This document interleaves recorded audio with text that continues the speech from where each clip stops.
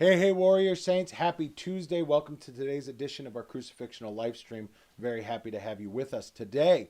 We are going to be talking about the Prodigal Son. Yesterday was President's Day. We looked at that beautiful quote from Abraham Lincoln about if we look at the earth, we can maybe understand why atheists are there.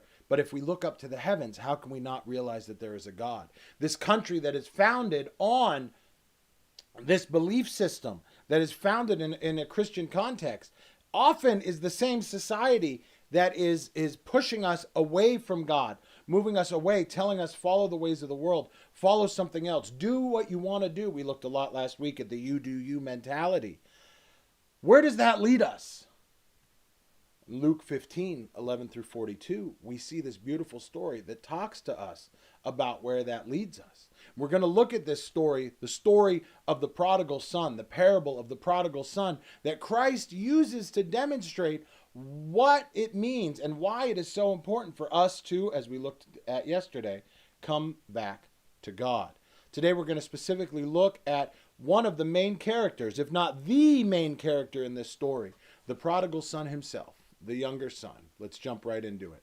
In Luke 15, we hear there was a man who had two sons. The younger of them said to his father, "Father, give me the share of property that falls to me." And he divided his living between them. Not many days later, the younger son gathered all he had and took his journey into a far country. And there he squandered his property in loose living.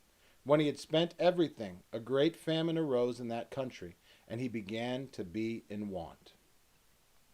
This man goes to his dad, and he says, "Dad, I know you're not dead, but give me my portion of the inheritance." The father gives him his portion of the inheritance, and the young man takes it like within a couple days and goes off and is going to do things on his own. And as the story goes on, he goes off to do things on his own, lives in what it says riotous living, squanders all that he has, and is left with nothing when a famine arises. He then goes and he finds a place where he can work, and he ends up feeding pigs for a living. Feeding pigs for a living. At one point, he's feeling like he's at his lowest. And we see the following. When he came to himself, he said, "How many of my father's hired servants have bread enough to spare?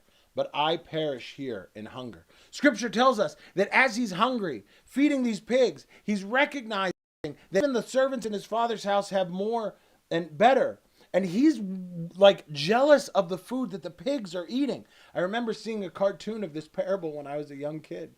And they had this guy lying in mud, getting kicked on him by the pigs, wishing that he was eating this like disgusting, shriveled up corn that they were feeding the pigs. That's the image I have in my mind when I hear this story. That is rock bottom in many ways. You are out in the middle of nowhere. You have nothing left. You tried living the way that the world told you was the right way to live. You rejected your father. And now, where'd that get you? Got you living in mud with the pigs, jealous of their food.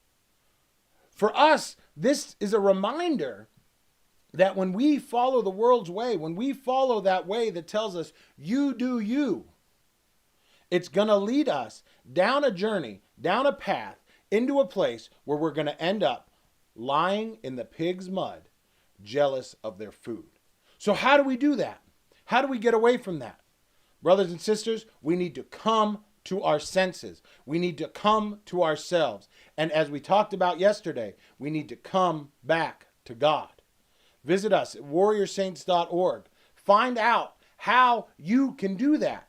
We're fighting this path. We're fighting this way of the warrior saint. We're striving to follow the path that is crucifixional living, that shirks off that you do you living, that mentality of the world that leaves us squandering our father's inheritance, lying in the pig's mud, jealous of their food, so that we might follow the Lord's way, the way of the warrior saint, walking that path of crucifixional living, so that we might too find ourselves back in our Father's house. So visit us, warriorsaints.org. Get on the way of the warrior saint. And until we see you tomorrow, keep walking on the way of the warrior saint.